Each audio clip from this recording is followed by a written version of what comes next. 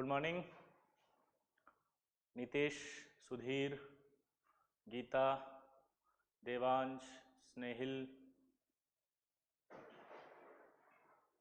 सब ठीक है?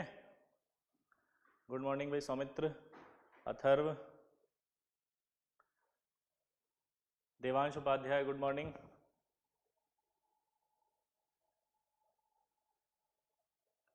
Good morning Shivansh Gupta, good morning. Shaumili, good morning. Good morning, good morning Shubham Mittal, good morning. Ujjwal Prasad, good morning. Purushottam ji, good morning, कैसे हैं आप? Sanskar Chaturvedi, Radhe Radhe. Muskan Wadhwa, good morning. Aniket, good morning. Ajit Kumar, प्रणाम सर।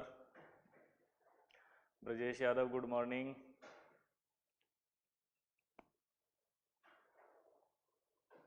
सभी को गुड मॉर्निंग। हार्दिक, आदित्य संचेती, तनिष खंडेलवाल, आनंद कुमार, मंजीत सिंह, उत्कर्ष तिवारी, गीता पांडे, प्रणाम, खुद खुश रहो बेटा।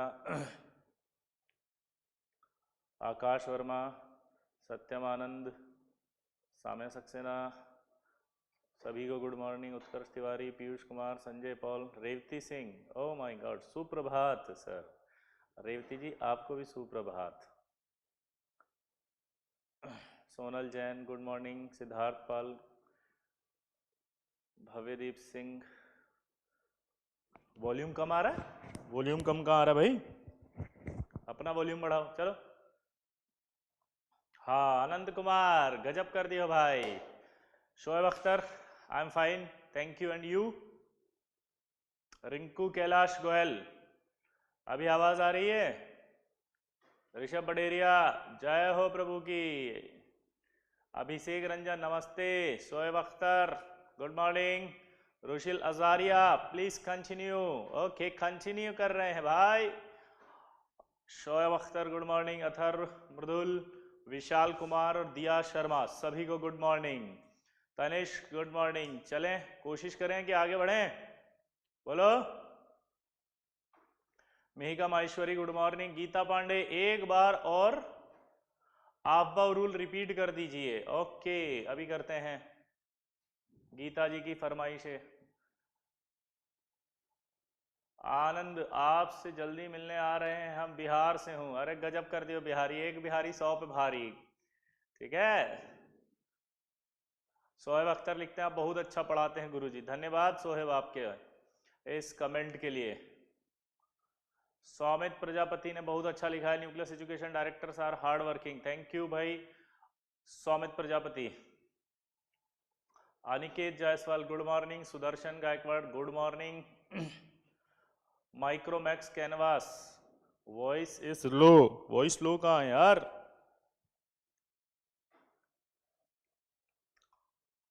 Sudhir Singh sir, N+L rule के सेकंड पार्ट प्लीज एक्सप्लेन। अभी करते हैं बेटा। ये अभिषेक रंजन विजय नहीं है, वो VJ है, VJ, V.J, विशाल जोशी। ठीक है। कौस्तुभ, ख्याल रखें आप अपना, मैं भी रखूंगा। धन्यवाद आपके कंसर्न के लिए। आनंद कुमार, गुरुजी आप सारा डाउट क्लियर कर देते हैं, धन्यवाद। जय महाकाल, आनंद गजब कर दियो बे सर। जीमेन इफेक्ट भी रिपीट कर दीजिए। चलो, जीमेन इफेक्ट की बात कर रहे थे तो कुछ भी नहीं था जीमेन इफेक्ट। जीमेन इफेक्ट के अंदर क्या होता है कि जैसे ये जो ऑर्बिटल्स हैं 1 2 3 4 5, अगर इन ऑर्बिटल्स की एनर्जी इक्वल है, क्योंकि ये सारे डीजनरेट ऑर्बिटल्स हैं, इनकी एनर्जी अगर सबकी इक्वल है तो ये क्या कहलाते हैं? Degenerate orbitals. क्या कहलाएंगे? Degenerate orbitals. और इन डीजनरेट ऑर्बिटल्स को जब मैग्नेटिक फील्ड में रखते हैं तो ये अलग हो जाते हैं, स्प्लिट। अब ये मत पूछना कि ये स्प्लिट क्यों हो जाते हैं, ये स्प्लिट क्यों हो जाते हैं ये हम आगे पढ़ेंगे अगले साल में कोऑर्डिनेशन केमिस्ट्री में। कहां पढ़ेंगे?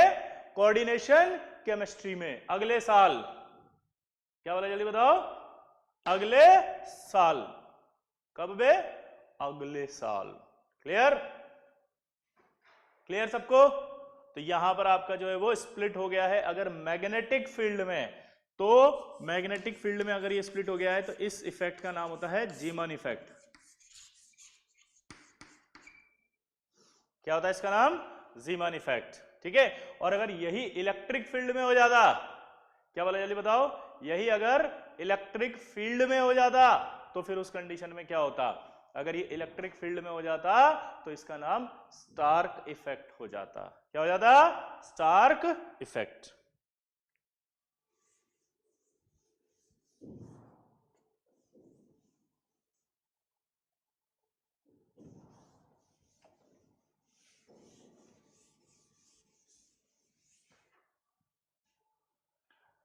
अब आफबाउ प्रिंसिपल क्या होता है? N+L रूल होता है।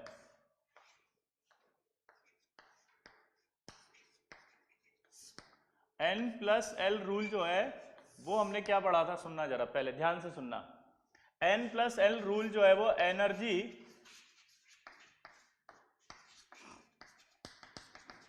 एनर्जी ऑफ ऑर्बिटल को बताता है। किसको? Energy of orbital. तो एनर्जी ऑफ ऑर्बिटल को क्यों बताता है उसका रीजन सुनना। ये जो n है प्रिंसिपल क्वांटम नंबर है। मैंने आपको सिखाया था कि प्रिंसिपल क्वांटम नंबर एनर्जी को बताती है, याद है, शेल की एनर्जी को। L जो है वो अजीमुथल क्वांटम नंबर होती है, और मैंने आपको बताया था कि azimuthal quantum number subshell की एनर्जी को बताती है। तो जब N+L करेंगे तो उस ऑर्बिटल की एनर्जी आ जाएगी, क्योंकि ऑर्बिटल सब शेल में होगा और वो ऑर्बिटल शेल में भी होगा। तो इसका मतलब N+L जो वैल्यू होगी वही एक ऑर्बिटल की एनर्जी को बताएगी। तो ये अगर N+L की वैल्यू ज्यादा आती है तो उस कंडीशन में जो एनर्जी है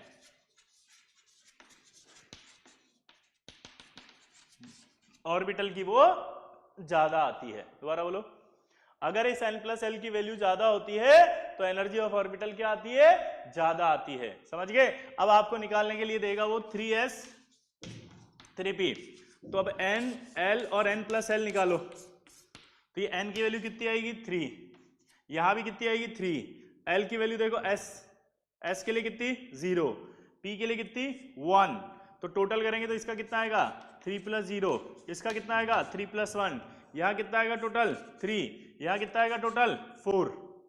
तो इसका जो मतलब निकला वो क्या निकला? बोलो।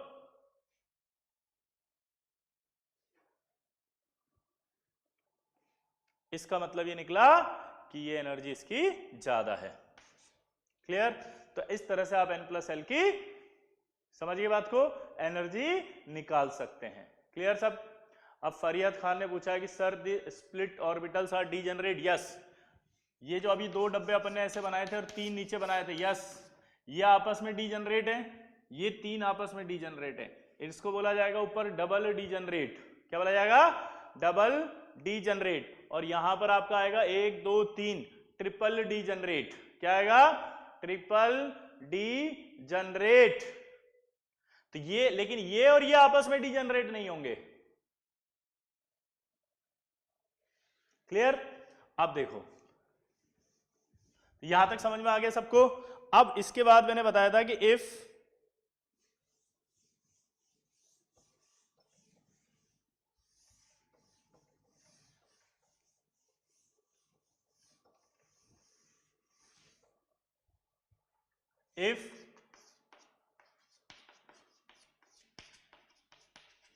N+L वैल्यू क्या आ जाए? सेम। अगर N+L वैल्यू क्या आ जाए? सेम, देन उस कंडीशन में आप क्या करेंगे? N increase energy of orbital increase. अब ऐसा क्यों हो रहा है उसको देखो आप। अगर N+L की वैल्यू सेम है तो उस कंडीशन में उसकी ज्यादा एनर्जी होगी जिसका n ज्यादा होगा। n का मतलब क्या होता है? n का मतलब ये बताया था मैंने आपको, शेल 1 2 3 4। अगर मैं आपसे पूछूं कि यार एक ऑर्बिटल इस जगह है और एक ऑर्बिटल इस जगह है, तो ये x और y ऑर्बिटल में किसकी एनर्जी ज्यादा बोलोगे? अब आप y की तो होगी भाई। तो अगर N+L बराबर आ जाता है तो जिसके लिए n ज्यादा होगा उसी का एनर्जी ज्यादा होगा, क्योंकि वो ऑर्बिटल ही दूर होगा। नहीं आया समझ में? तो वो ऑर्बिटल ही तो दूर होगा, क्योंकि जिसका शेल ज्यादा, प्रिंसिपल क्वांटम नंबर ज्यादा, वो ऑर्बिटल, वो जो शेल है वो सबसे दूर होगा। तो सबसे जो दूर शेल होगा उसमें जो ऑर्बिटल होगा उसी की तो एनर्जी ज्यादा बोली जाएगी। इसलिए जब n प्लस एल बराबर आता है तब हम किससे एनर्जी निकालते हैं? n से। किससे? n। जैसे आपसे बोला जाएगा 3p और 3d में किसकी एनर्जी ज्यादा, तो अब आप देख के बताओ। 3 प्लस 1 3, 3 प्लस 2 सॉरी 3 प्लस 1 4 और ये 5, इसकी एनर्जी ज्यादा। क्लियर? लेकिन अगर मैं यहां बोलता कि 3d और 4p में किसकी ज्यादा, तो अब चेक करते हैं इन दोनों में। देखो तो 3 प्लस 2 कितना हुआ?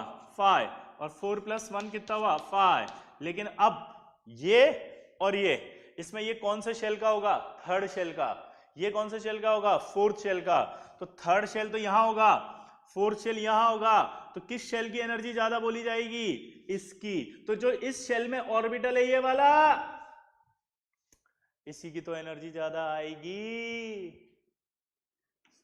तो इसका मतलब समझ में आया कि नहीं आया कि अगर n प्लस एल बराबर हो जाए तो उस कंडीशन में हम उसकी एनर्जी ज्यादा बोलते हैं जिसकी n यानी प्रिंसिपल क्वांटम नंबर की वैल्यू ज्यादा होती है।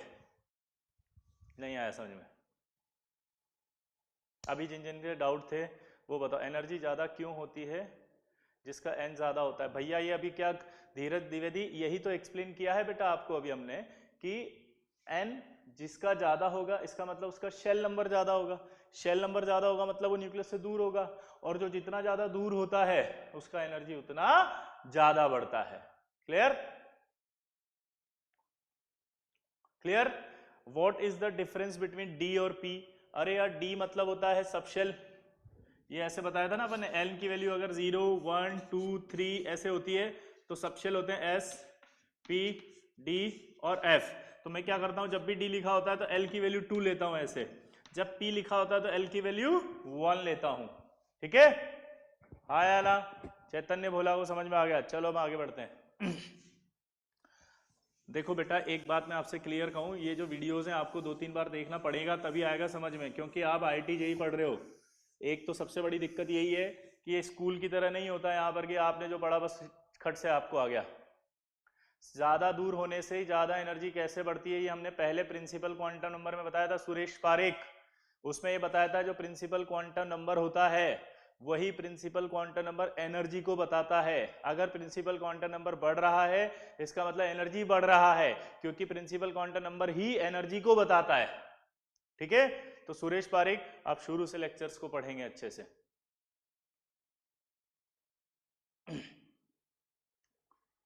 ठीक है?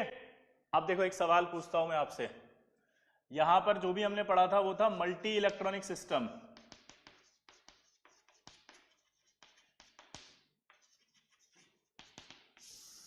क्या था ये? मल्टी इलेक्ट्रॉनिक सिस्टम पढ़ा था अपन ने। उसके अंदर हम निकालते हैं n प्लस एल से,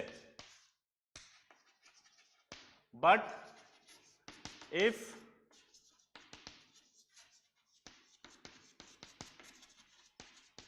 सिंगल इलेक्ट्रॉनिक सिस्टम अगर आ जाए, सिंगल इलेक्ट्रॉनिक सिस्टम का मतलब होता है H, इसके अंदर एक इलेक्ट्रॉन है। सिंगल इलेक्ट्रॉनिक सिस्टम का मतलब होता है आपका Li प्लस 1s। अगर आपको एटॉमिक नंबर याद है क्या? देखो हाइड्रोजन, फिर कौन आता है? हीलियम, ये इसका 1 होता है, इसका 2 होता है, इसका 3 होता है। तो अगर मैं इस पर एक प्लस लगा दूं तो ये क्या हुआ? एक इलेक्ट्रॉन होगा इसके अंदर, इसके अंदर भी क्या होगा? एक इलेक्ट्रॉन, इसके अंदर भी क्या होगा? एक इलेक्ट्रॉन। तो ये कहलाएंगे single electronic system. Single electronic system में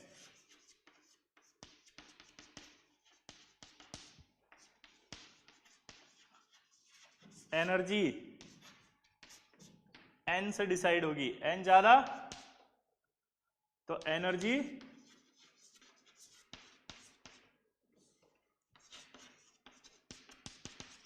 ऑफ ऑर्बिटल ज्यादा।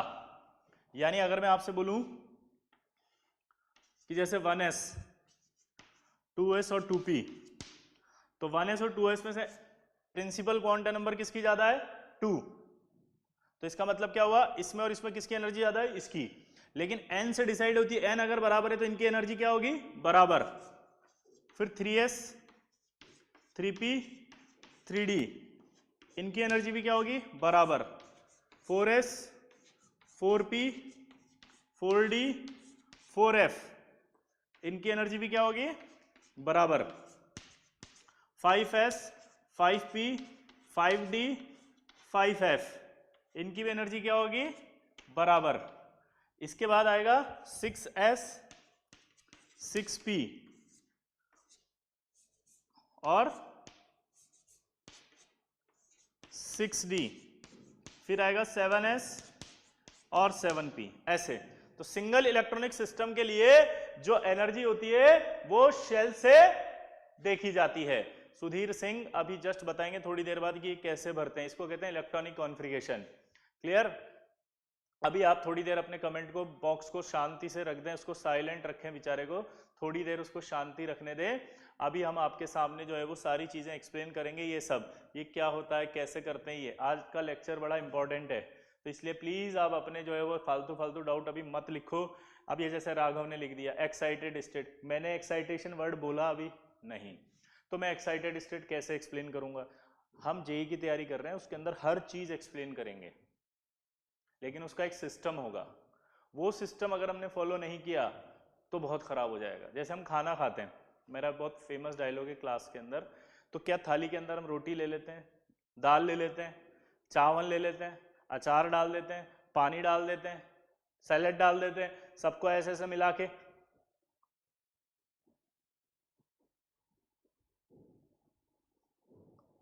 ऐसे खा जाते हैं क्या? और फिर प्लेट ऐसे ऊपर लेके ऐसे खाते हैं क्या?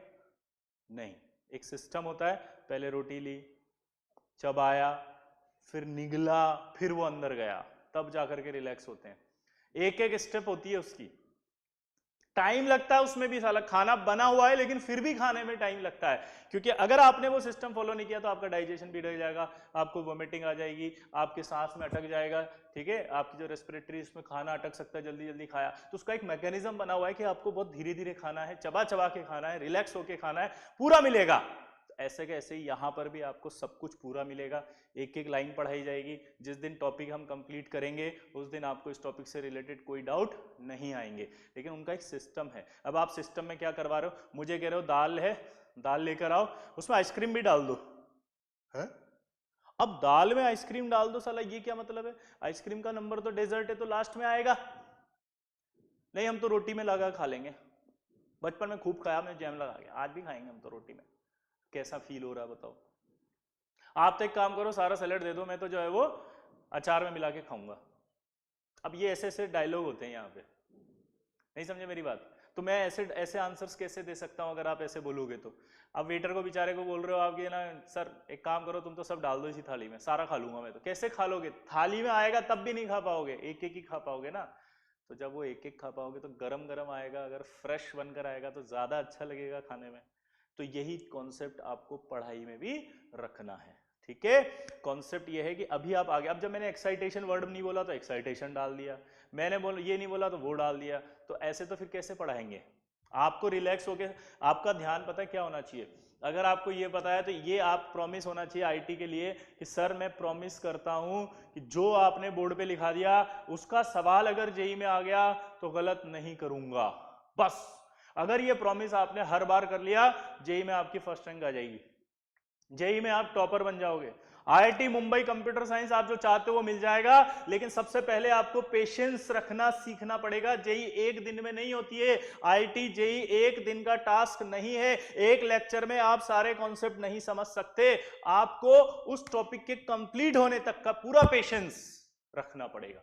आपको डाउट पूछने का अधिकार है, लेकिन कब? जिस टॉपिक को पढ़ाया जा रहा है उस टॉपिक का, और उस टॉपिक में भी अगर टीचर ने कहा कि होल्ड, इसका मतलब है कि वो डाउट आपका आगे अपने आप आएगा, वो डाउट अपने आप उस थ्योरी में क्लियर हो जाएगा। तो कई बच्चों को क्या लगता है, मेरे तो डाउट ही नहीं बताते, इनको तो डाउट ही नहीं आता बताना, इनको तो पता ही नहीं है कि क्या होता है। ऐसा कुछ भी नहीं है यार, वो धीरे धीरे धीरे धीरे हर जगह आएगी चीजें।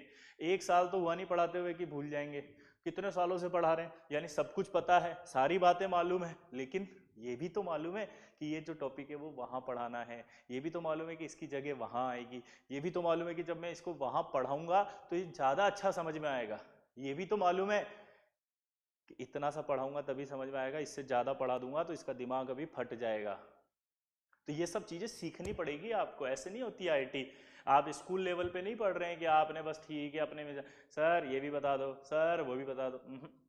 यहाँ का काम सिर्फ इतना है आपका, चुपचाप बैठो, ईयरफोन लगाओ, जागते रहो और पूरी बातों को ध्यान से सुनो और ये आश्वस्त करो अपने आप को कि आईटी की कसम सर जितना आपने पढ़ाया ना वो सब मैं पढ़ लूंगा, सब मैं याद कर लूंगा, और सर कसम खाता हूं कि अगर इसमें से सवाल आ गया तो जेई में गलत नहीं करूंगा। बस यही आपका टास्क है, बाकी सारा काम हमारा है, हम करके देंगे वो सारी चीजें, हम पढ़ाएंगे, हम बताएंगे, हम सिखाएंगे आपको क्या आता है क्या नहीं आता, आप कितने इंटेलिजेंट हैं कितने नहीं हैं, इस बात से कोई फर्क नहीं पड़ेगा थोड़े दिन बाद, क्योंकि सबको बराबर आ जाएगा अगर आप पेशेंस से सीखेंगे तो।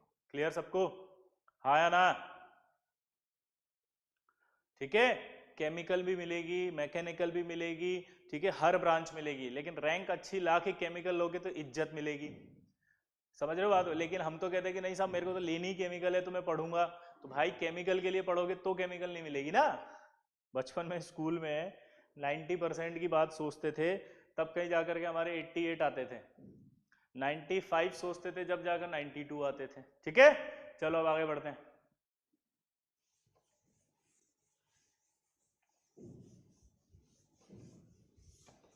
अब मैं जो पढ़ाने वाला हूं वो फिर से समझना, क्योंकि अब जेई एडवांस का सवाल आएंगे और जेई एडवांस के सवाल जब आते हैं तो दिमाग एकदम गर्म हो जाता है बुरी तरह से, क्योंकि वो हमारे बस के नहीं होते, सवाल हमसे समझ में भी नहीं आएंगे कि क्या बोल रहे हैं। ठीक है, अब ध्यान से सुनना सवाल जो मैं बोल रहा हूं।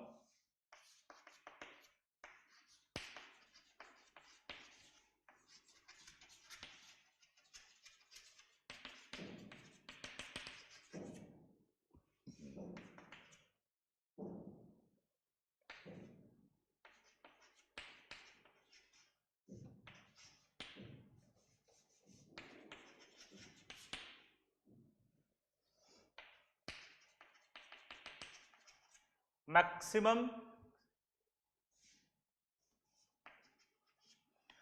Find the maximum number of degenerate orbitals in third shell. चलो बताओ।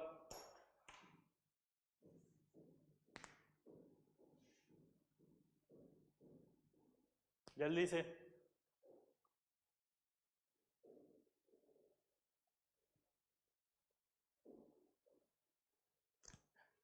शुभांग मित्तल, पहले जो मैंने सवाल दिया आप वो समझाएंगे। ठीक है, क्या बोला मैंने बताओ? जो मैंने सवाल दिए सिर्फ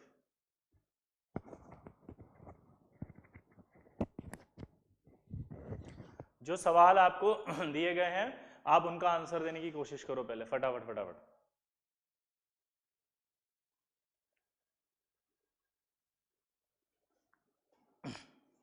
अब ये मैक्सिमम 9 आ रहा है सब बच्चों के, देखना जरा कैसे। थर्ड शेल जब होगा तो उसमें 3s होगा, थर्ड शेल जब होगा उसमें 3p होगा, थर्ड शेल होगा जब उसमें 3d होगा।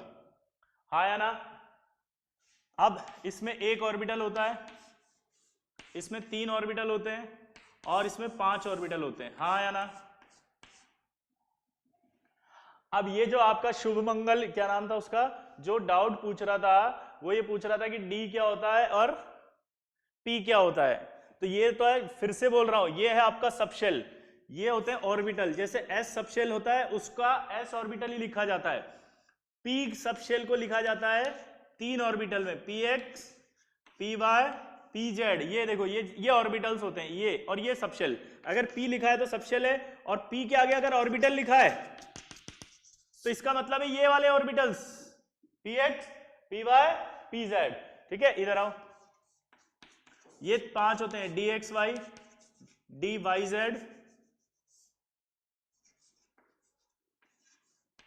Z square, d x square minus y square और डी वाई जेड। ठीक है, ये 5 ऑर्बिटल्स होते हैं, इन 5 ऑर्बिटल्स को डी ऑर्बिटल्स कहा जाता है, और अगर डी हो तो उसे कहा जाता है डी सबशेल। क्लियर? हाँ या ना? चलो अब सवाल क्या पूछा देखो उसने, find the maximum number of degenerate orbitals in third shell. अब थर्ड शेल में जो maximum number of degenerate, maximum number of degenerate जो ऑर्बिटल्स हैं, उन ऑर्बिटल्स की बात कर रहे हैं अपन, तो उस ऑर्बिटल के लिए अब क्या करें जल्दी बताओ। ठीक है, तो ध्यान से सुनना। डीजनरेट ऑर्बिटल की एक कंडीशन थी कि n की वैल्यू सेम होनी चाहिए उस ऑर्बिटल के लिए और l की वैल्यू सेम होनी चाहिए, बट m वैल्यू डिफरेंट होनी चाहिए। तो अगर मैं इसकी बात करूं तो n क्या है और l क्या है जरा बोलना। इसका n क्या है 3, इसका भी क्या है 3, इसका भी क्या है 3, लेकिन जो l वैल्यू है वो इसकी क्या है 0, इसकी क्या है 1, इसकी क्या है 2। मैंने कहा था n की वैल्यू इसकी इसकी इसकी सेम होनी चाहिए, l की वैल्यू भी इसकी इसकी सेम होनी चाहिए। अगर n की वैल्यू और l की वैल्यू इनकी आपस में सेम है और m वैल्यू डिफरेंट है, समझिए बात को, क्या m वैल्यू डिफरेंट है तो ही आपको डीजनरेट ऑर्बिटल बोलना है, वरना नहीं।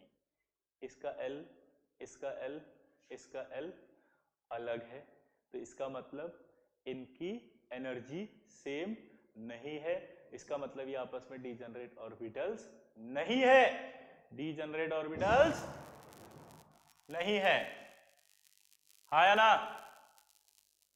पक्का बोलो।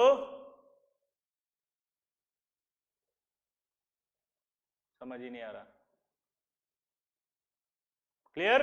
अब देखो अगला,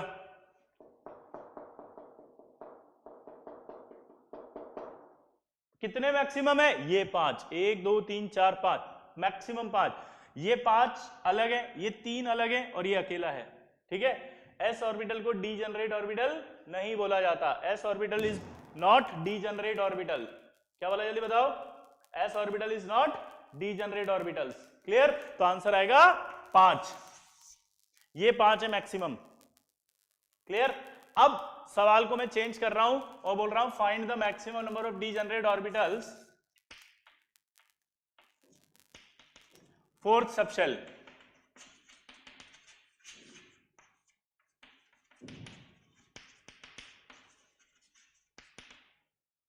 चलो करके बताओ फटाफट।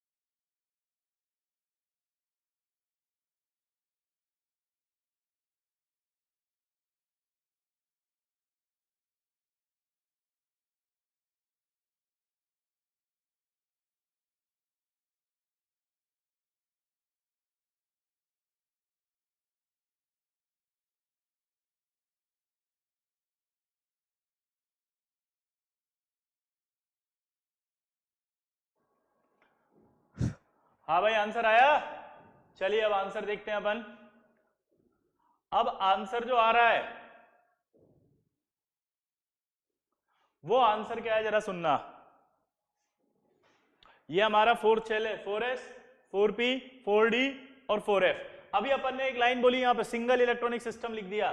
सिंगल इलेक्ट्रॉनिक सिस्टम के लिए इन सब की एनर्जी क्या बताई थी मैंने अभी, बराबर। और अगर इन सब की एनर्जी बराबर है तो सारे डीजनरेट है आपस में, यानी कि ये भी इसका डीजनरेट, ये भी इसका डीजनरेट, ये भी इसका डीजनरेट। अब अगर ये भी इसका डीजनरेट है तो इसका मतलब इसमें कितने हैं, एक, इसमें कितने हैं, 3 ऑर्बिटल, इसमें कितने हैं, 5, इसमें कितने हैं, 7, तो टोटल कितने हुए, 16। तो दोनों सवालों में एक डिफरेंस था कि मल्टी इलेक्ट्रॉनिक सिस्टम लिखा हो या ना लिखा हो, मानना मल्टी इलेक्ट्रॉनिक ही है। सिंगल इलेक्ट्रॉनिक सिस्टम तभी मानना है जब लिख के देगा सिंगल इलेक्ट्रॉनिक सिस्टम। क्या बोला जल्दी बताओ। सिंगल इलेक्ट्रॉनिक सिस्टम जब लिख कर देगा तभी मानना है कि सिंगल इलेक्ट्रॉनिक सिस्टम है। अगर सिंगल इलेक्ट्रॉनिक सिस्टम नहीं है तो क्या मानना है, मल्टी इलेक्ट्रॉनिक सिस्टम। क्लियर, पक्का। तो यहां पर आप देख सकते हो इन सबकी एनर्जी सेम है, सबकी एनर्जी सेम है। तो यहां सिंगल इलेक्ट्रॉनिक सिस्टम में अगर सबकी एनर्जी सेम होती है तो सारे शेल के सारे ऑर्बिटल्स सेम एनर्जी वाले माने जाते हैं, और सारे सेम एनर्जी वाले माने जाते हैं, इसलिए सभी डीजनरेट कहलाते हैं। क्या कहलाते हैं, सभी डीजनरेट। क्लियर। फोर्थ शेल अगर होगा, फोर्थ शेल, फोर्थ में 4s 4p 4d 4f आते हैं। ये मैं अभी बता रहा हूं कैसे आते हैं, थोड़ी देर रुक जाओ। ये जो फरियाद खान आपने लिखा है वो मैं फिर से बताना चाह रहा हूं कि जो डेफिनेशन हमने बोली है n और l की वैल्यू आपस में ऑर्बिटल्स के लिए सेम है, वो मल्टी इलेक्ट्रॉनिक सिस्टम के लिए है ना बेटा, क्योंकि उन्हीं में सब शेल्स की एनर्जी डिफरेंट होती है। सिंगल इलेक्ट्रॉनिक सिस्टम की जब बात करते हैं तो सबकी एनर्जी सेम होती है, एक शेल में जितने ऑर्बिटल्स हैं। तो ये जो डेफिनेशन थी वो मल्टी के लिए थी और सिंगल के लिए अलग है, इसीलिए तो मैंने एक सवाल कराया, दोनों में डिफरेंस करवाया है। और अगर मल्टी इलेक्ट्रॉनिक सिस्टम होता तो आंसर क्या होता, अक्षिता आप बताएं, 7 आता नहीं आता, मैक्सिमम तो 7 ही है इसमें। अक्षिता जी मैक्सिमम तो 7 ही है। शांभवी सानिध्य अभी समझाएंगे कि एक्स वाई जेड की नेमिंग कैसे करते हैं, ठीक है।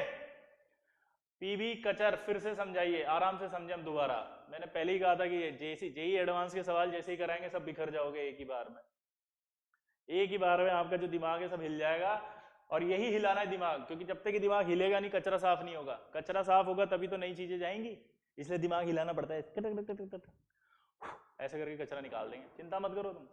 जेई एडवांस वाला फिर इससे ज्यादा नहीं बना सकता, हिम्मत ही नहीं है उनकी, क्योंकि सब पढ़ा देंगे आपको, सब सिखा देंगे आपको, सारे सवाल बता देंगे, आपको सिर्फ 10 सेकंड के अंदर सवाल सही करना है बस, ये एबिलिटी आनी चाहिए। अब दोबारा समझो, पहले तो मुझे बस 2 चीजें आप समझा दो, अगर ये 2 चीजें आपके दिमाग में बैठ गई तो सारे सवाल आ जाएंगे। एक होता है मल्टी इलेक्ट्रॉनिक और एक होता है सिंगल इलेक्ट्रॉनिक, ठीक है। सिंगल इलेक्ट्रॉनिक जब भी आएगा तो उसमें जो शेल लिखा हो, शेल कहां से देखते हैं, यहां से, ये और ये शेल है, क्या, ये और ये शेल है। क्लियर। तो अगर ये और ये शेल है तो इसका मतलब एक शेल में जितने ऑर्बिटल्स होते हैं उन सबकी एनर्जी सेम होती है। और अगर हम डीजनरेट ऑर्बिटल की बात करें तो ऐसे ऑर्बिटल जिनकी एनर्जी सेम होती है उन्हें ही डीजनरेट कहते हैं। तो यानी कि ये सारे जो है वो डीजनरेट है कि नहीं, पहले बताओ, ये सारे के सारे डीजनरेट है कि नहीं है, बताओ, पक्का आया ना।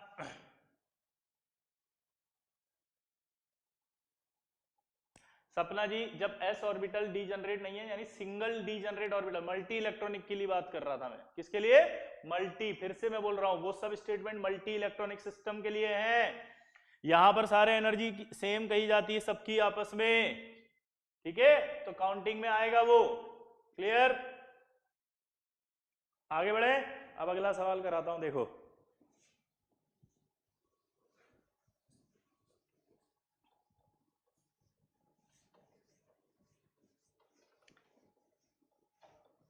सौमित्र आपका गलत हुआ था ये, चैतन्य बोला वो समझ में आ गया, यस ओके, पक्का।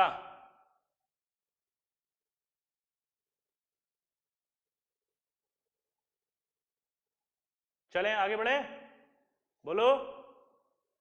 आया ना? शुरू करते हैं अब आगे।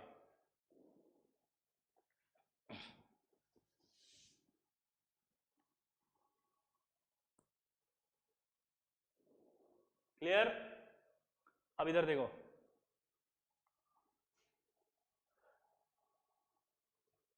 पक्का? चलो, अब n+l रूल सिंगल के लिए भी हो गया और मल्टीपल के लिए भी हो गया। अब आपको एक सवाल किया उसने कि 1s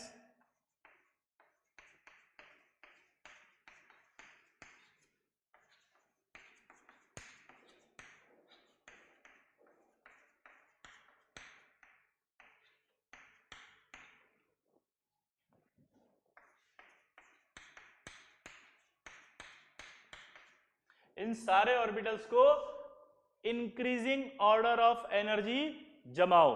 क्या बोले, जल्दी बताओ। विद्या वर्मा एन डी जनरेट निकालने के लिए अगर क्वेश्चन में कुछ भी नहीं लिखा तो n+l रूल से निकालना है, और अगर सिंगल इलेक्ट्रॉनिक सिस्टम लिखा है तो n से निकालना है। इतनी सी बात आपको समझ में क्यों नहीं आ रही? शाहरुख खान अलग है खान, सलमान खान अलग है खान। दोनों खान है, लेकिन एक का नाम शाहरुख खान है, एक का नाम सलमान खान है। एक का नाम सिंगल इलेक्ट्रॉनिक सिस्टम है, एक का नाम मल्टी इलेक्ट्रॉनिक सिस्टम है। मल्टी इलेक्ट्रॉनिक सिस्टम लिखा हो या कुछ नहीं लिखा हो तो आपको सिंपल सा है n+l रूल। और जब सिंगल इलेक्ट्रॉनिक सिस्टम लिखा है तब जा करके n से निकालना है। विद्या जी, आपको समझ में आया? चलिए, अब आप इसको बताओ फटाफट।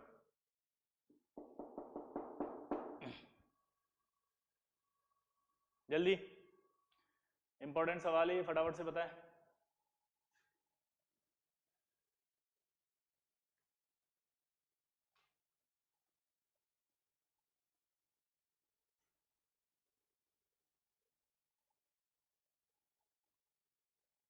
अमोल गर्ग, हमने 6f इसलिए नहीं लिखा कि हम जनरली यहां पर उन्हीं ऑर्बिटल्स को लिखते हैं जिनमें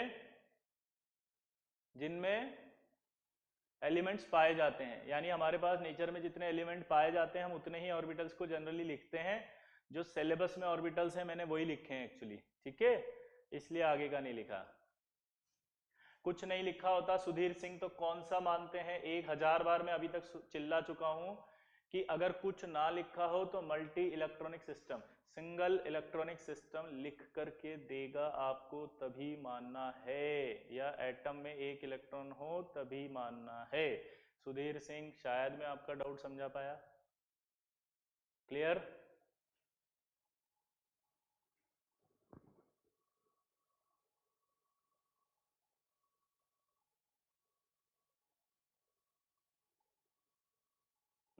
जल्दी।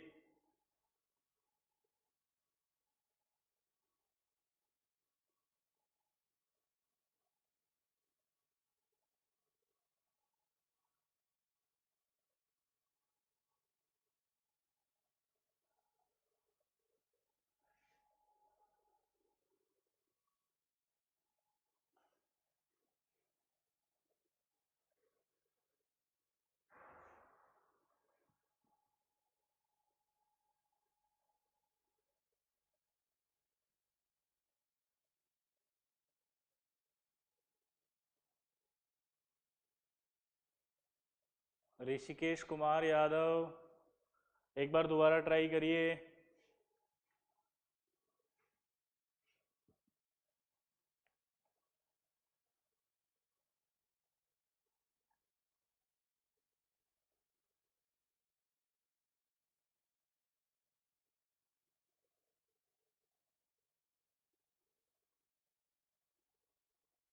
अब देखो, जब यहां कुछ नहीं लिखा होता तो हम एनर्जी ऑफ ऑर्बिटल्स की बात कर रहे थे।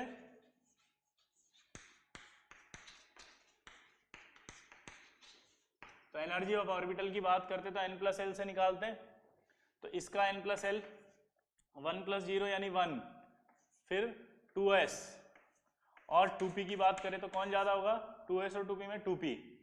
अब इन तीनों की बात करें, ठीक है, तो कौन होगा? 3s 3p। अब इन दोनों की बात करो, इन दोनों में से एनर्जी किसकी ज्यादा होगी? जल्दी बताओ। 3D और 4s में से 3 + 2 4 + 0 यानी 5 4, यानी कि 3D की ज्यादा होगी। तो अब पहले कौन आएगा? 4s, फिर कौन आएगा?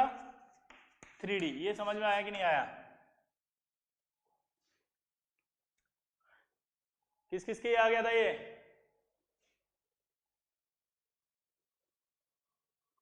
पक्का?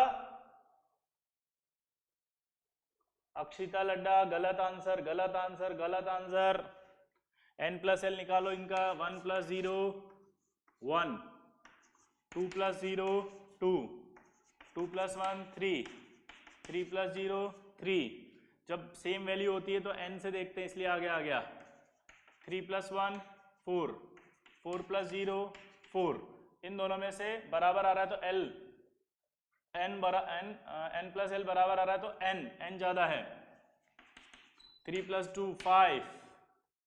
अब 3D खत्म हो गया। उसके बाद 4p, 4p के बाद अब वापस देखो 4p, और 4p के बाद आएगा अब 5s। क्यों? क्योंकि 4D और 5s के लिए वैल्यू पुट करो। 4 + 2 5, 5 + 0 सॉरी 5, तो 5s आएगा नहीं आएगा? फिर कौन आएगा? आपने सॉल्व ही नहीं किया यार किसी ने। हाँ सही किया। तो इन सबकी n + l वैल्यू निकालनी थी, मेरे से निकलवा रहे हो तुम भी वैल्यू भी यार, हद कर रहे हो तुम। हैं?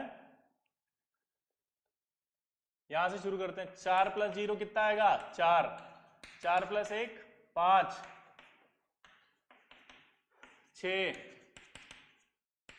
7, 5 + 0 5, 5 + 1 6, 5 + 2 7। अब यहां पर देखो, ये तो ठीक है 4s, ये आ गया, और d वाला भी ले लो 5। तो इन दोनों में तो 4s की कम हो गई, d की ज्यादा हो गई। अब फिर 4p आया 5, ये 4p आ गया, आया ना? अब कौन बचेगा इनमें से, जल्दी बताओ। 4p के बाद 5s, ये रहा 4p के बाद 5s। अब 5s के बाद या तो 4d आए या ये आए, आया ना? जल्दी बताओ। तो आपका 4d और 5p, ठीक है। इसके बाद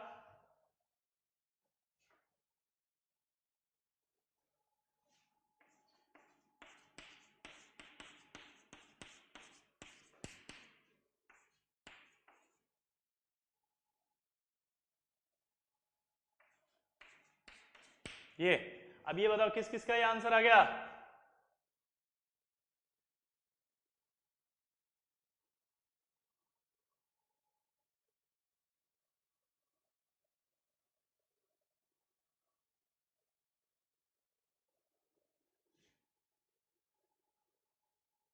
ये किस किस का आया था? पहले यस और नो बताओ जल्दी से। और किस किस को अभी समझ में नहीं आया वो भी बताओ फटाफट, चलो। जिस जिसको समझ में नहीं आया बेटा आराम से पूछो, और पहले चेक करो कि आंसर आया कि नहीं आया आपका ये वाला।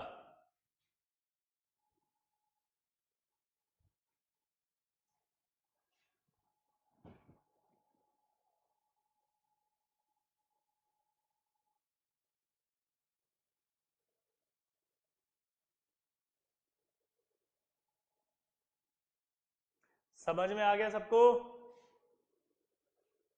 समझ में तो आ गया ना, बस यस और नो लिख दो। समझ में आया कि नहीं आया? समझ में आया कि नहीं आया विराट यादव?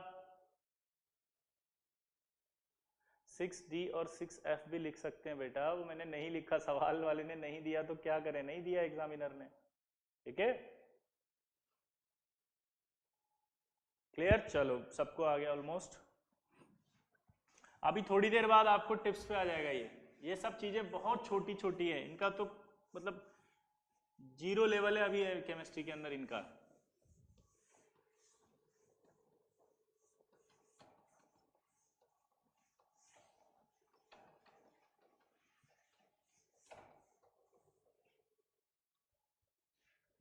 क्लियर सबको?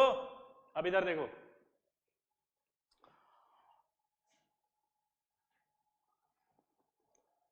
अगर मान लीजिए मैं फोर्थ शेल की बात करता हूं, फोर्थ शेल, तो यानी n की वैल्यू 4 होगी, तो l की वैल्यू क्या होगी? 0 1 2 3, आया ना? 4 ऑर्बिटल होंगे। और अगर मैं बात करूंगा l, तो क्या होगा? 0 टू n-1, आया ना? पक्का बोलो। अब जब भी d आएगा, ध्यान से सुनना, NS-NP, d जब भी आएगा वो n-1 होगा हमेशा, और f जब भी आएगा वो हमेशा n-2 होगा। मतलब समझे आप कि अगर मैं ये कहता हूं 4s है और 4p है, तो जो d आएगा वो n-1 आएगा हमेशा, यानी 3d। अगर मैं n-2 मतलब f की बात करूंगा जब भी, तो वो हमेशा क्या आएगा? n-2, यानी कि अगर यहां 4 है तो 4-2, यानी कि f नहीं होएगा, चौथे शेल में f है ही नहीं। क्लियर? यानी कि अगर f आना होगा तो कहां से आएगा बोलो? 6 से। 6 - 2 करोगे तो क्या आएगा? 4f। क्यों? क्योंकि 4f से ही चालू हो सकता है, क्योंकि मैंने आपको एक बात बताई थी, n की वैल्यू यहाँ 4 आएगी और l की वैल्यू यहाँ 3 आएगी। n हमेशा ज्यादा होना चाहिए l से, ठीक है? तभी ऑर्बिटल एग्जिस्ट करता है। अगर मैं यहाँ 3f लिख देता तो ये ऑर्बिटल एग्जिस्ट नहीं करता, क्योंकि यहाँ बराबर आ गई। तो यानी f जो होगा उसकी स्टार्टिंग सिर्फ 4f से होगी, और f तभी होता है जब n-2 हो, यानी कि 6 शेल होगा तभी 4f आएगा। क्लियर सबको? अब इसी बात का इस्तेमाल मैं आपके लिए कर रहा हूं जो अभी मैंने पढ़ाया इतना सारा। देखना अब जरा, मैं जैसे बोल रहा हूं वैसे बोलना। एस, मन में बोलो, सब बोलो, सब बोलो फटाफट। S, SP, SP, SDP, SDP, SFDP और एसएफडीपी। चलो बोलो। S, SP, SP, SDP, SDP, SFDP, SFDP. चलो बोलो सब मेरे साथ। S, SP, SP, SDP, SDP, SFDP, SFDP. दोबारा बोलो। एस, एसपी, एसपी, दोबारा बोलो। S, SP, SP, SDP, SDP, SFDP, SFDP. दोबारा बोलो। S, SP, SP, SDP, SDP, SFDP, एसएफडीपी।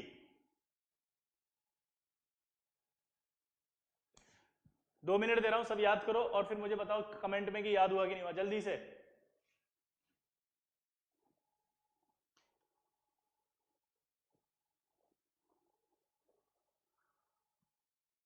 जल्दी से याद करो इसको।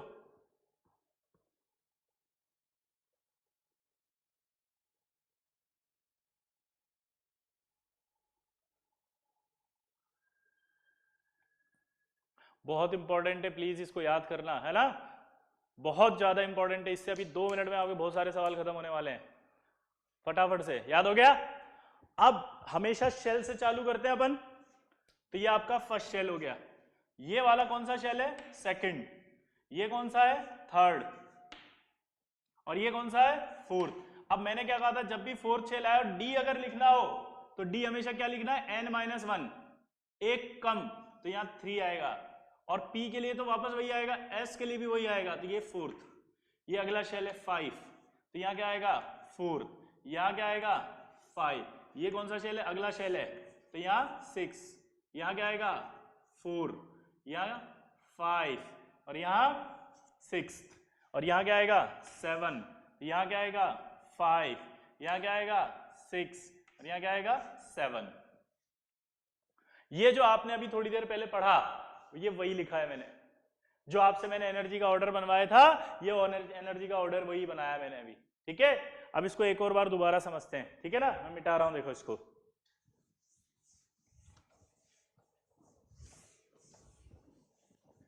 बस आपको ये लिखना है कि जहां पर d आएगा वहां पर n-1 यानी एक कम लिखना है, और जहां पर f आएगा वहां n-2 लिखना है। ठीक है? क्लियर सबको? तो चलो, पहले तो अपन ने याद किया था s, sp, sp, sdp, sdp, sfdp, और SFDP। हाँ या ना? पक्का? पक्का? शोएब अख्तर पक्का? अब जरा लिखते हैं फटाफट। पहला 1, यहां 2 2, यहां 3 3, यहां 4, यहां D आ गया तो एक कम 3, यहां 4, यहां 5, यहां 4, यहां 5, यहां 6 6 के बाद 4, यहां 5, फिर यहां 6, ये 7, फिर यहां 5, यहां 6, यहां 7। ये देखो आप S SP SP, SDP SDP, और ये SFDP और SFDP। S SP SP, SDP SDP, SFDP SFDP।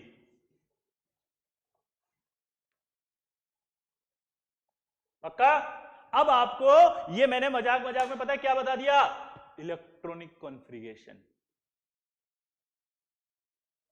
क्या पढ़ा दिया मैंने? Electronic configuration.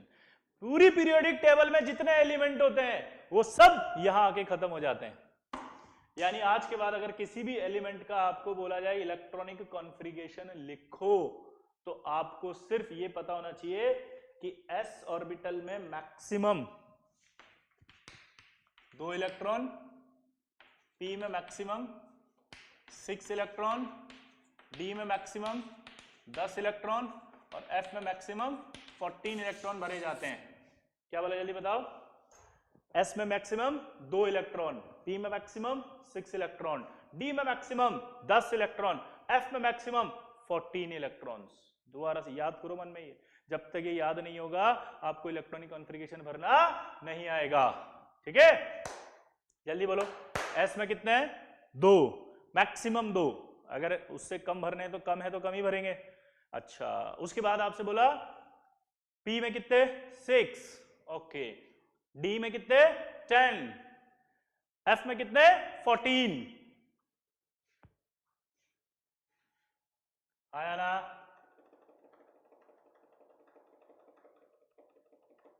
पक्का? अब मेरी तरफ देखो।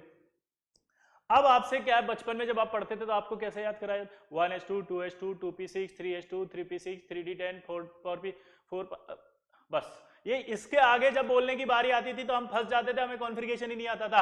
आज के बाद अगर पीरियोडिक टेबल में से कोई भी एलिमेंट बोला जाएगा, उसका एटॉमिक नंबर चाहे कितना भी बड़ा आएगा, इस कॉन्फ़िगरेशन के अंदर वो अपने आप ही आ जाएगा और कभी भी आपका सवाल गलत नहीं हो पाएगा, चाहे वो कितना भी बड़ा कॉन्फ़िगरेशन लिखने के लिए दिया जाएगा। क्लियर?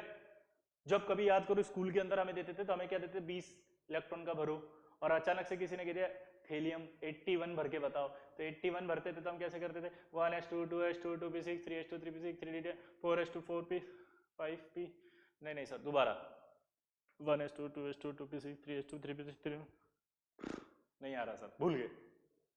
अब नहीं भूलेंगे। अब हम इसको कैसे बनाएंगे वो आपको समझ में आ गया। अब जैसे मान लो मेरे से एक सवाल पूछा, मुझे कहा उसने कि सोडियम एटॉमिक नंबर 11 कॉन्फ़िगरेशन भरो, तो कॉन्फ़िगरेशन भरने का एक तरीका होगा। ठीक है, इलेक्ट्रॉनिक कॉन्फ़िगरेशन कैसे भरेंगे? तो S SP SP, अब आपको जितना है इतना सा लिख दो, 1 2 2 3 3। क्लियर? इलेक्ट्रॉन 11 भरने हैं तो 2 मैक्सिमम, यहां भी 2 मैक्सिमम, 6 मैक्सिमम, कितने हुए? 8 10, तो इसका मतलब 11वां इलेक्ट्रॉन एक यहाँ आएगा और इसकी कोई जरूरत नहीं है। ये इसका कॉन्फ़िगरेशन तैयार हो गया, सोडियम का कॉन्फ़िगरेशन। आनंद कुमार आया ना? पक्का? क्लियर सबको? अब आपसे बोला कि यार Cl का भरो, Cl 17, कुछ मत करो, S SP SP। ठीक है, 1 2 2, यहां क्या आएगा? 3 3, कितने भरने? 17, तो 2 2 6, 6 2 8 10, 2 12, 12 हो गए, 17 भरने तो यहाँ कितने आएंगे? 5। इसका मतलब ये आ गया आउट कॉन्फ़िगरेशन। ये Cl का कॉन्फ़िगरेशन लिख दिया आपने। किसका? पक्का? आया ना? बोलो। क्लियर सबको? चलो, तो यहां पर आपका Cl आ गया इसका। अब आपसे बोला यार जीनोन का भरो भाई, मेरे से कहा जीनॉन 54 का भरो, इतना बड़ा एटॉमिक नंबर दे दिया, अब इतना बड़ा एटॉमिक नंबर देते हालत खराब हो गई हमारी, कुछ नहीं हुआ, अब का ही की हालत खराब, यही आईटी है, S SP SP SDP SDP, इतना लिख दो एक बार तो, 1 2 2 3 3 4 3 4 5 4 और 5, चलो बताओ फटाफट, 54 बढ़ने तो यहाँ कितने आएंगे, 2 2 6 2 6 2 10 6, देखें कितने हुए, कितने हुए बताओ, और भरू, अब देखो कितने हुए, ये भर दिया मैंने, यही आईडी है, हाँ या ना, पक्का, हुकमचंद जी गुड आफ्टरनून, सब ठीक है, सब बढ़िया, चलिए, तो आप इस तरह से इलेक्ट्रॉन फटाफट से भर सकते हो, किसी भी एलिमेंट का इलेक्ट्रॉन लेकर के आप तुरंत आप भराई आएगा और आपसे कोई भी क्वेश्चन गलत नहीं हो पाएगा। तो इलेक्ट्रॉनिक कॉन्फ़िगरेशन अगर आपको समझ में आएगा तो हम आगे बढ़ पाएगा। चलो, अब अगर मैं शॉर्ट में इलेक्ट्रॉनिक कॉन्फ़िगरेशन की बात करूं तो ऐसे होता है ये NLX, जहां N हमेशा क्या होती है, प्रिंसिपल क्वांटम नंबर, L क्या होती है, अजीमुथल क्वांटम नंबर, X बराबर क्या होता है, नंबर ऑफ इलेक्ट्रॉन्स। क्लियर, ये इलेक्ट्रॉनिक कॉन्फ़िगरेशन का मतलब होगा, हाँ या ना, हाँ या ना, पक्को बोलो बोलो, तो ये आप लिख सकते हो फटाफट से, हाँ या ना, क्लियर। तो ये देखो आप, तो अगर आपसे बोला जाए इलेक्ट्रॉनिक कॉन्फ़िगरेशन तो लिख देंगे। अब जैसे नाइट्रोजन का कॉन्फ़िगरेशन कहा आपसे, 1s2 5 होता है, 7 होता है इसका एटॉमिक नंबर, तो 1s2 2s2 2p3। अब एक तरीका तो ये हो गया इसको लिखने का। अब ये जो p होता है ना सबशेल, इसमें कितने ऑर्बिटल्स होते हैं, 3, तो मैं इसको भी ऐसे भी लिख सकता हूं, इस डब्बे को एक एक, और इसमें कितने ऑर्बिटल्स होते हैं, 3। अब देखो यहां इलेक्ट्रॉन भरा 1 2, यहां भरो 1 2, यहां पे भर के बताओ। अब जब यहां इलेक्ट्रॉन भर रहे हो इसमें, तो कौन सा रूल आएगा, हुंड्स रूल, और हुंड्स रूल क्या होगा, एक एक करके भरना सिखाता है। तो 3 है तो 1 2 3 ऐसे भरोगे, इसको कहा जाता है ऑर्बिटल डायग्राम कॉन्फ़िगरेशन। क्लियर, क्या बोला, ऑर्बिटल बोलो डायग्राम कॉन्फ़िगरेशन। इसको एक और तरीके से लिख सकते हैं, S2 2s2, अब p में 3 होते थे याद करो, तो 2px 2py 2pz 1 1 1, ठीक है। जितना भी हमने लिखा है वो सब ग्राउंड स्टेट में कॉन्फ़िगरेशन होता है, किसमें, ग्राउंड स्टेट, किसमें, ग्राउंड स्टेट के अंदर लिखते हैं। क्लियर, हाँ या ना,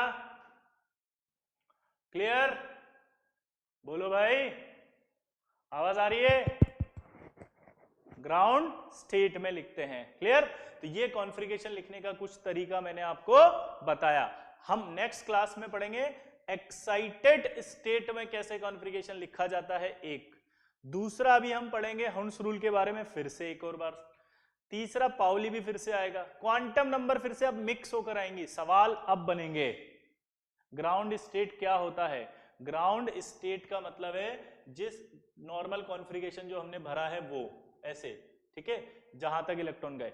मैं आगे समझाऊंगा जब एक्साइटेशन स्टेट, तब आपको ग्राउंड स्टेट का मतलब भी समझ में आएगा। क्लियर, अब जो भी डाउट्स हो आपके एक बार फटाफट से पूछ लो जल्दी से, और अगर मैं बोलूं कि अगली क्लास में आएगा तो प्लीज मान लेना कि अगली क्लास में आएगा और समझा देंगे, ठीक है। होमवर्क की बात अगर हम करें तो आपको होमवर्क, आपको 2 डीपीपी अपलोड की गई हैं, आप उन दोनों डीपीपीस को सॉल्व करके लाएंगे। होमवर्क नोट कर लें आप इसको, डीपीपी 1 और 2,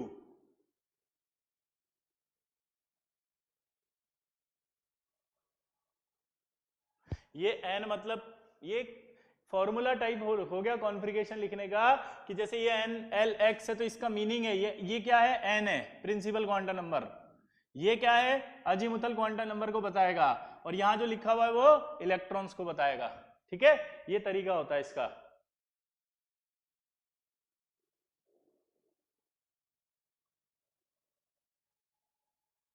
SPD के सामने नंबर क्यों लिखा है, कौन सा नंबर, ये नंबर नहीं है, ये तो इलेक्ट्रॉन्स लिखे हैं।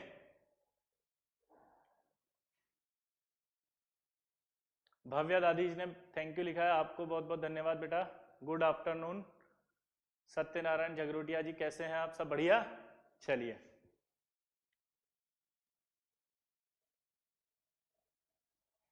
n बराबर p क्यों लिखा है, कहां लिख दिया, अरे प्रिंसिपल क्वांटम नंबर है वो।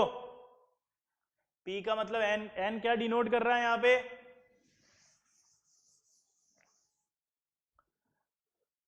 इस फॉर्मूले में n क्या डिनोट कर रहा है, प्रिंसिपल क्वांटम नंबर।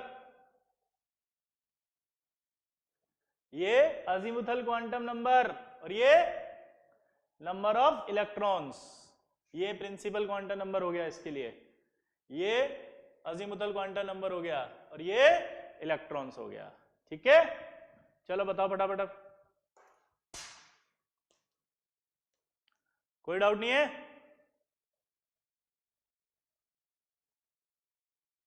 बेटा सरोज कुमार, अभी हम धीरे धीरे पढ़ेंगे ना आगे, मैंने बोला कि कॉन्फ़िगरेशन अभी शुरू हुआ है तो उसके आगे की चीजें और आएंगी। ठीक है,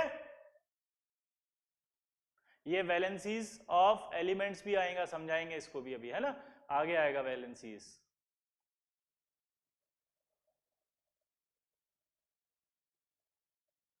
सर 1s की जगह केवल s, नहीं 1s की जगह s नहीं लिखते क्योंकि वो अपने लिखने का एक तरीका होता है।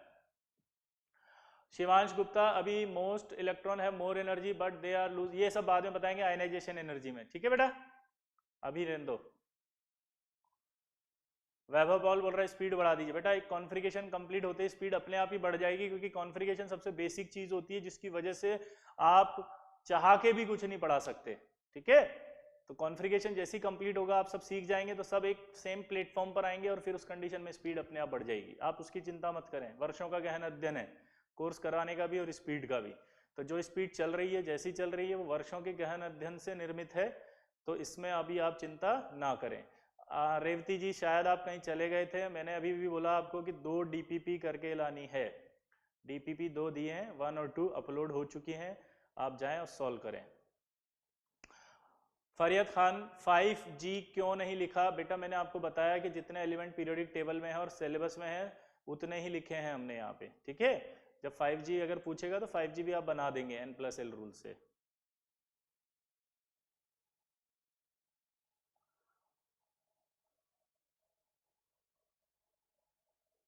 और कोई डाउट जल्दी से बताएं फिर छोड़ें क्लास।